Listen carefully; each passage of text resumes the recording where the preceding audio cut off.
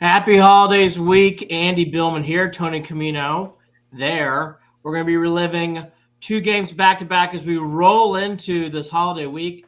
Jets game on Thursday, so we're going to relive the Bears today. We're also going to relive the wonderful win in Houston. So you can check out all this as one episode or separate episodes. It's up to you on our YouTube channel. This game, boy, how things fly. Look. At times in this game, Tony, but they found a way to win. That seems to be the new theme for the Browns this year. Yeah, that Bears game was not one anybody felt like we were winning for basically the entirety of that game. Kept seeming like we kept shooting ourselves in the foot, but they made just enough plays and had a really gutsy fourth quarter to win that game. D'Anthony Bell's our first guy up. What did he do on this play? Yeah, D'Anthony Bell, he's been really solid stepping in. Bears ran this duo run play, so both of those interior linemen are going to double team inside while the two edge guys kind of set a lane on the outside. And the running back is just reacting to the guy circled in red. I think that's JOK there. He's just Yeah. reacting to him. So whichever way he goes, he's bouncing opposite. So he sees JOK flowing to the other side. The read then for him is to bounce it to the left side. And right here on this frame, it looks pretty well blocked up. I mean, there is a cornerback to that left side, but Zadarius Smith is being blocked by 84 and Bell's being blocked by 13. Luckily, both of them win their blocks. Zadarius wins, forces him to take the complete outside course, and then D'Anthony Bell just does a great job shedding the hands and completely losing his defender to make a tackle right at the line of scrimmage. This was a truly pro play from D'Anthony Bell. Looked very comfortable playing down in the box against a good NFL front and was really impressive. He's been very impressive through this game, and that was really the whole theme of this Bears film study was guys who had to step in and that really impressed. And D'Anthony Bell was the first one. Can't really ask much more of what he's done. He stepped in and played very well for the role we've needed. You know, it's interesting. D'Anthony Bell kind of gets I don't know what the proper word is. He has not looked on favorably. I wonder why. Because he's actually done a pretty good job. I mean, we don't talk about enough. Our starting safeties are gone. Right. And he's done actually a pretty good job so far. Yeah, it's incredible to be on two undrafted free agent safeties as your starters and making a living out of it. I mean, we paid Thornhill a good amount in this offseason, paid Delpit the extension, and we have neither of them right now. So to still have good production and to not see a drop off with two undrafted free agents back there speaks volumes to this defense and to how well they're filling in. Is D'Anthony Bell possible next year, in your opinion, to replace Thornhill in case Thornhill does not come back? Well, Thornhill's got a couple of years, so I feel like we'd have to move on from him. Like we would have to cut him for him not to be But back. let's say the money's loose and it says, hey, we can save money and D'Anthony Bell's going to start in his place. Could you see something like that? Is that where we are with D'Anthony Bell? Or is he a true backup right now? For now, I would say backup because we haven't seen enough of him Yeah. starting. I wouldn't want to make a judgment on a couple of games and I understand. throw away everything we've seen from Thornhill. But he is playing very well, and it's really nice to have the depth he's given us. The reason why I bring it up is Thornhill to me has been okay. I Right. don't think he's been bad. I don't think he's been good. D'Anthony Bell to me has been okay.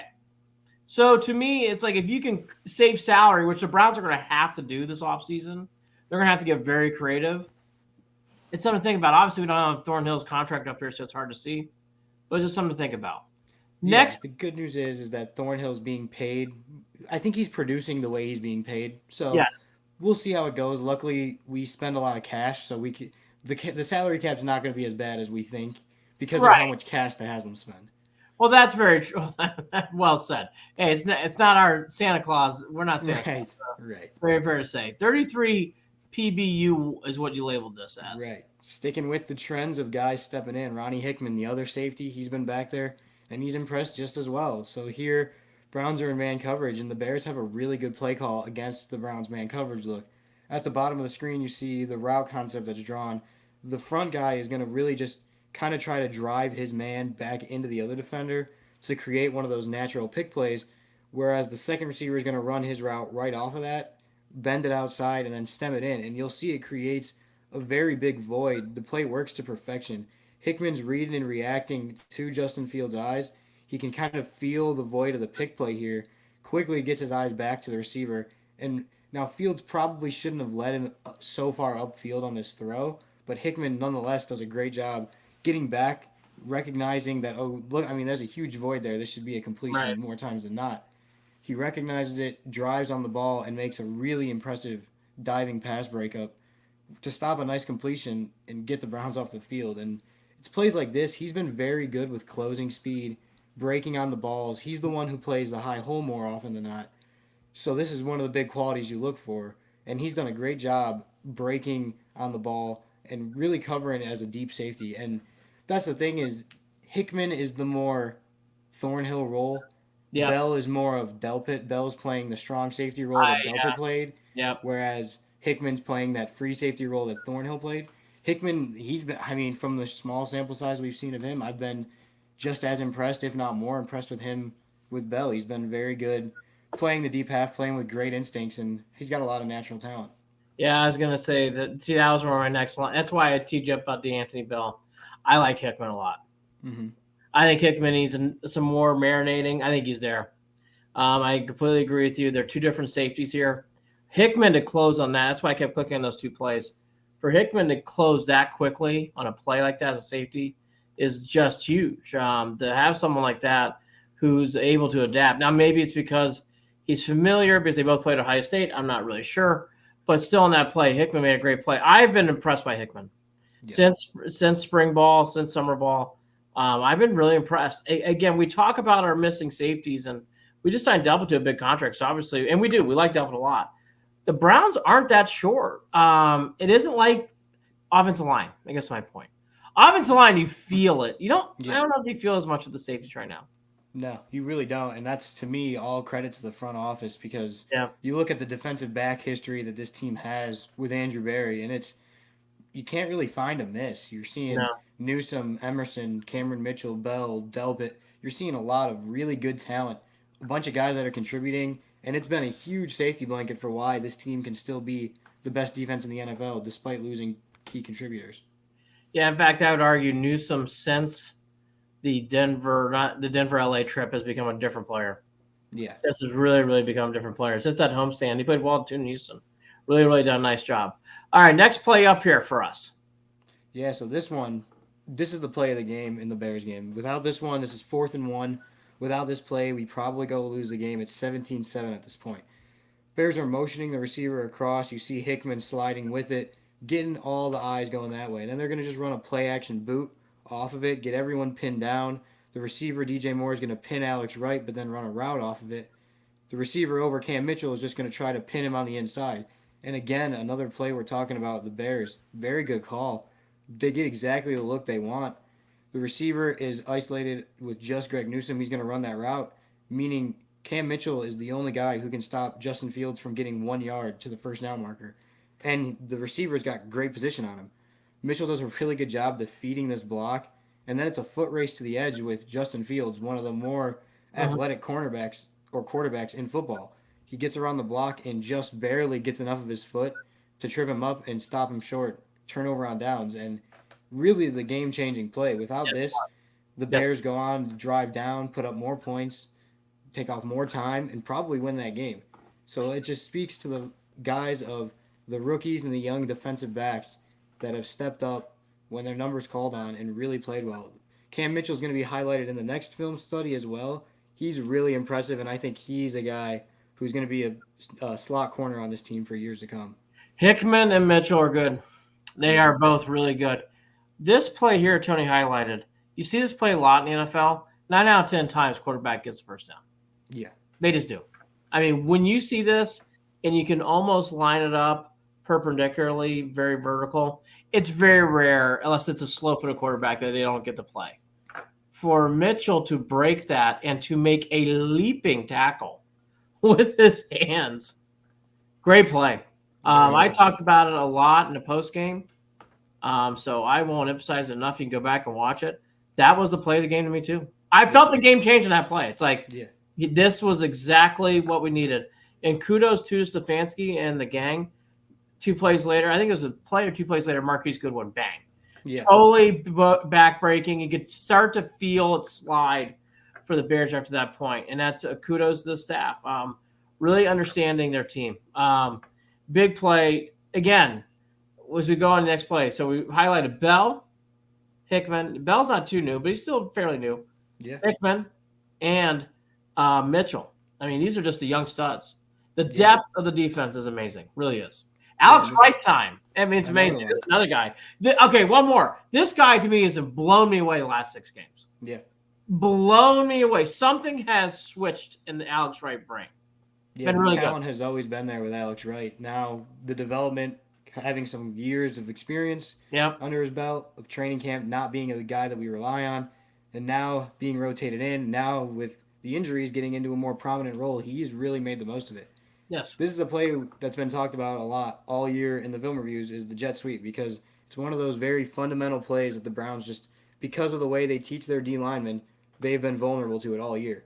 So they're going to motion the receiver across and just hand it to him right as the time of the quarterback. For the first time all year, Alex Wright recognized the motion, and instead of just playing so aggressively uphill and taking himself out of the play, he recognizes the jet sweep, adjusts his path, and makes a tackle for loss. And this was on 3rd and 1, I believe. So this Yes. then forced like a 4th and long situation or 4th and 4 where they weren't going to go for it.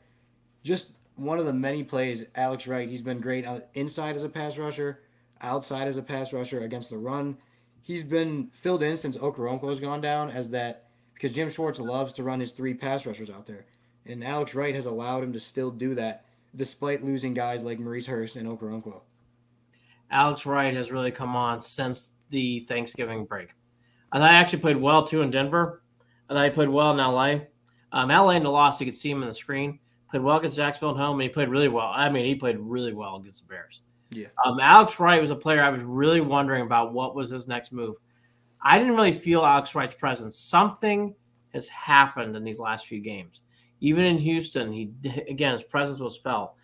Been a very different player. Light switch has gone on, and Tony's pointed out 2 plays in this Bears game. So the Bears game to me is the game where it's like, I actually think the Bears are playing their best. The Browns are just better. Yeah. And that was a rare thing for us to say.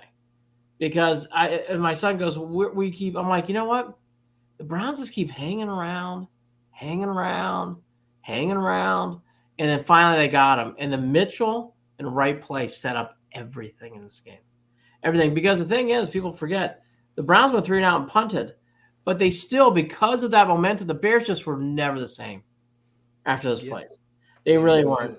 Yeah, you could really feel in this game. And then there's this new great combination from my day, Montana to Rice kind of thing here with Cooper here from our boy Flacco. Yeah, some really good stuff here all around from protection Legendary. to foot to throwing to route. It was just this is great stuff here all around. So the Browns are going to run action, which is a little bit different from play action. Run action, play action, you just sell the fake with the quarterback and the running back. Run action, you sell with the O-line. So everyone's selling run.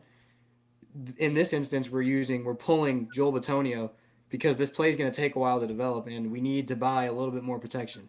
So by sliding him over, it allows that. You see Amari Cooper in the slot running this deep over route. Elijah Moore acting here as the runoff. It's a 2-high safety look, so cover 2. This is a decent spot to run. Flacco said in the postgame he knew that the defender to the sideline was there, but he didn't know exactly where he was. He just knew if he could rip it right as Cooper got around this middle linebacker, that he would have a decent chance. And as it turned out, he needed to rip it in the exact perfect spot because sometimes these throws take a little bit of luck, but this was as tight of a window throw as you're going to see. Flacco put it absolutely right on the money, right in stride, right on time, between 3 defenders. Cooper then gets through them all, tiptoes in, and gets revenge for the Titans game and stays in bounds for a huge touchdown. And it just really good stuff all around. Play calling wise to buy him the time. Flacco throwing with anticipation, knowing that there's going to be a window. He didn't know exactly what the coverage was, but he knew there was going to be a slight window, and he put it right in that window right when it needed to be. And we know Amari Cooper's going to make the plays when you let him. Folks, that is as tight as the window as it gets. The Bears were just ready. And by the way, he completes it, fine. He's not going to score. I mean, for Flacco to lead him into the perfect place, just if you ran that play 50 times, it's either an incompletion, maybe it's a completion or he's tackled, and that's it. That one time, he just lit him up. It's when you watch back in this game, it's really remarkable how well they played in this game. Again, I'll say it. The Bears really played well. The Browns were just better.